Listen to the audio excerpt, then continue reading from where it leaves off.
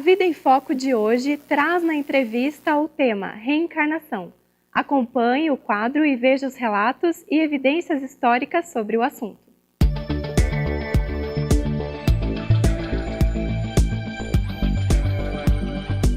Olá!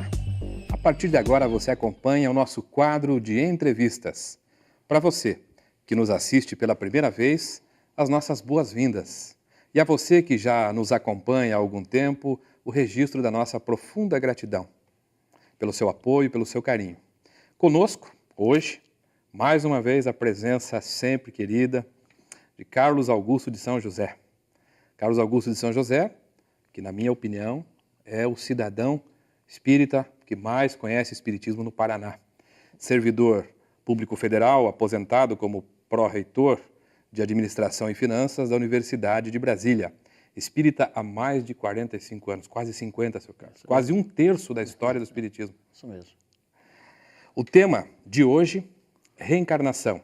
Mais particularmente, a visão espírita da reencarnação. E esta, seu Carlos, é a nossa primeira pergunta. Sabemos que várias doutrinas religiosas, sobretudo as orientais, como o budismo, o jainismo, o hinduísmo, o judaísmo, têm como princípio fundamental a reencarnação. E qual a visão espírita, seu Carlos, a respeito do tema reencarnação? Há alguns anos atrás, uma muito conhecida jornalista francesa chamada Annette Klein, do semanário Aurora de Paris, escreveu um artigo muito interessante a respeito dessa questão. Ao longo do texto, ela nos diz que, num determinado momento, sentiu muita saudade de Frédéric Chopin, a quem ela muito admirava.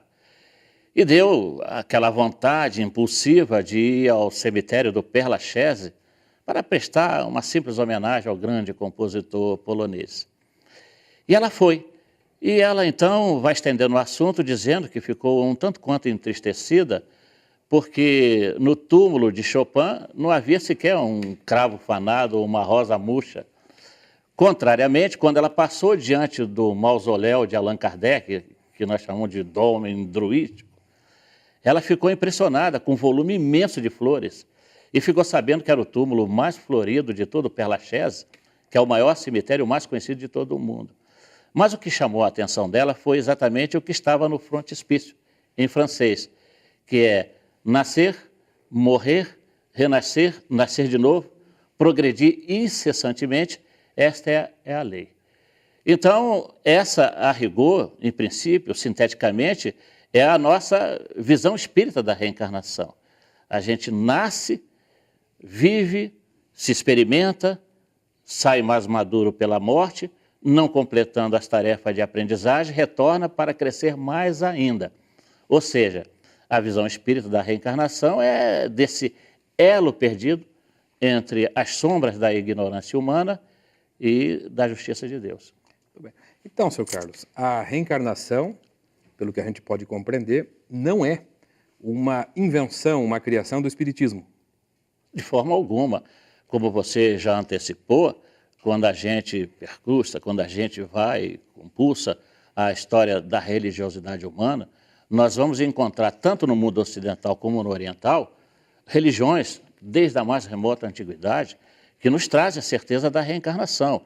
Temos, por exemplo, o mazdeísmo na Pérsia, hoje o Irã, temos aí o Antigo Egito, onde inclusive Pitágoras depois levou para a Grécia o princípio da reencarnação que ele adquiriu lá na escola filosófica dos egípcios. Nós temos outros tipos de religiões, como você muito bem citou, o hinduísmo, o budismo, e nós sabemos também que os primeiros cristãos, eles eram reencarnacionistas.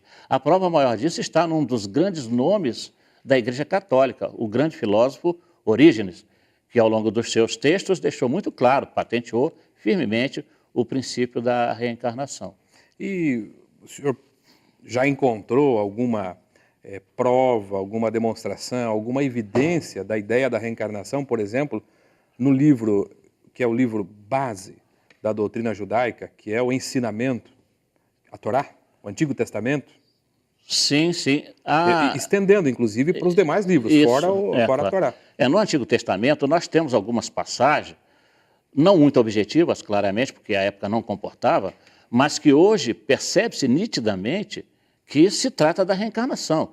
Quando nós vemos, por exemplo, Isaías, no seu capítulo 26, dizendo assim, de uma maneira muito ostensiva: exultem, fiquem felizes, porque os seus filhos, os seus amados, vão ressuscitar, eles vão voltar a viver. E mais à frente nós vamos verificar nos textos de Jeremias, já no primeiro capítulo, Jeremias declinando uma realidade em que ele contesta, inclusive, a determinação de Deus, dizendo: mas eu sou uma criança, como é que eu posso fazer isso que o Criador está me pedindo? E, segundo o texto, Deus vira-se para ele e diz: mas eu te conheço muito antes de você habitar o ventre de sua mãe. E a gente sabe que há hoje uma certa confusão em torno do termo ressurreição. Mas, no sentido etimológico, ressurreição quer dizer surgir de novo, ou reaparecer. E isso hoje está patente. Até porque há uma linha do judaísmo, inclusive no Brasil, como é o caso do rabino Dor Atar, né? O nome dele completo não é bem esse, mas de qualquer maneira é o Dor Atar. Ele é presidente da Associação Judaica de Minas Gerais. E quem quiser maiores esclarecimentos nessa área, é só lá verificar na Google, colocando no YouTube, também pega, né, Judaísmo e Reencarnação, quando ele aparece lá claramente dizendo, inclusive, ele avança mais ainda na questão. Ele não fica nos subterfúgios, né, o Dor Leon Atar. Ele diz que está claramente mostrado na Torá, ou Tora, que é o conjunto das obras de Moisés, a reencarnação. E ele dá alguns exemplos, o que deixa a gente assim pasmo, porque até então não se sabia que havia uma firme convicção por parte dos judeus nessa questão, em que ele diz que Moisés é a reencarnação de Noé. Noé e Shet. Exato, e avança mais, dizendo que Sansão é a reencarnação de Nadav, que é uma personagem histórica daquele período. Então não há como duvidar, isso já no Antigo Testamento. É claro, repetimos, não de forma objetiva, mas para os estudiosos entende-se perfeitamente que está se referindo à reencarnação. A gente sabe que Jesus é judeu, fundamentalmente, né? E, naturalmente, estudou, conheceu, teve acesso e estava mergulhado nessa cultura, que, segundo esse Dor Leon Atar... É meio confuso o nome. É confuso. É um dos princípios da própria cultura judaica, da própria doutrina judaica. A gente vai fazer um intervalo, seu Carlos, e depois dele eu gostaria de saber se no Novo Testamento existe alguma referência à reencarnação. A gente volta daqui a pouquinho. Aguarde um instante só. Vamos para um breve intervalo e logo voltaremos com a entrevista.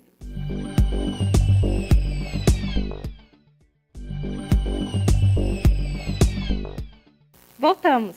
Você está assistindo A Vida em Foco. O assunto de hoje é a reencarnação. Fique agora com a segunda parte da entrevista. Estamos de volta. E sem perder tempo, seu Carlos. No Novo Testamento, ao tempo de Jesus. Sim. Uma das passagens mais notáveis, na minha maneira de ver, com relação à reencarnação, está na cura do cego de nascença. Está lá explícito nos textos, né, dos vários evangelistas, que Jesus disse claramente que aquele cego de nascença não era culpado daquela limitação física naquela vida, e nem mesmo os seus pais, mas para que se cumprisse a justiça de Deus, para que se glorificasse a vontade do Criador. Aí está expresso. Se não foi ele naquela encarnação, se não foram os seus pais, obviamente só pode ter sido ele mesmo. Se a justiça de Deus é razoável, se ela é entendível, aceitável, só poderia ter sido ele numa existência anterior. Há um fato muito interessante, muito conhecido de todos nós religiosos, que foi quando Jesus esteve no norte da Palestina, em Cesareia de Filipe, já junto à fronteira da Síria, ali perto da Fenícia, quando ele descansava e pergunta: quem dizem vocês que eu sou? Né?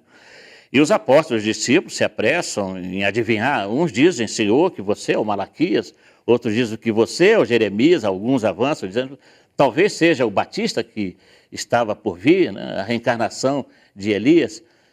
Jesus não aceita, claro, porque ele não era nenhuma dessas personalidades, mas não contesta, aí é que está interessante.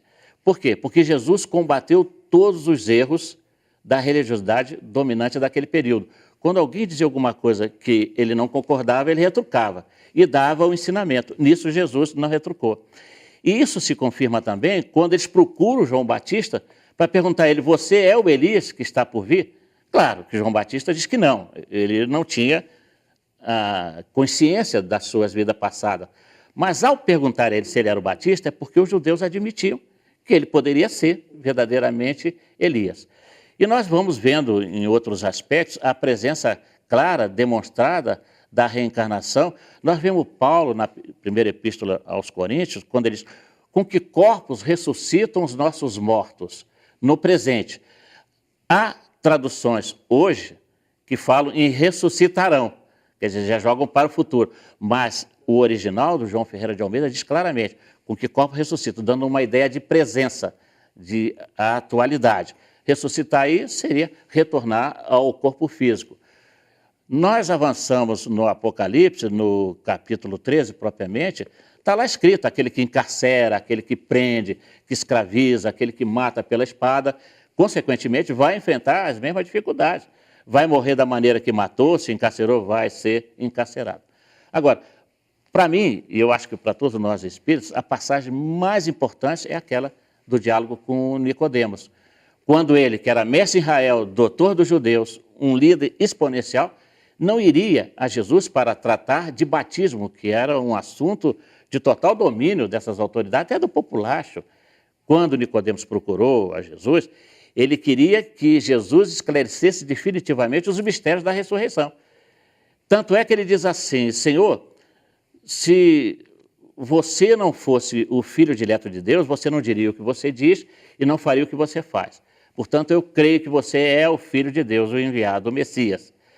E eu gostaria de saber como é que pode já um homem, sendo velho, voltar ao ventre de sua mãe. Verifica-se já nessa colocação do próprio Nicodemo que ele não estava tratando de batismo, de forma alguma.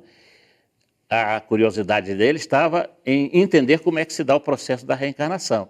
E Jesus diz, não te admires que eu te diga que é preciso nascer de novo, porque aquele que não nascer da água e do Espírito não verá o reino dos céus.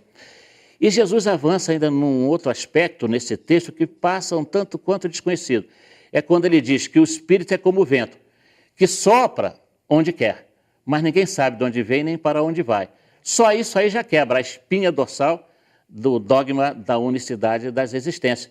Porque se o Espírito ninguém sabe de onde vem, é porque ele pré-existia. Se não sabe para onde vai, é porque ele já, então, virá a viver outras vezes.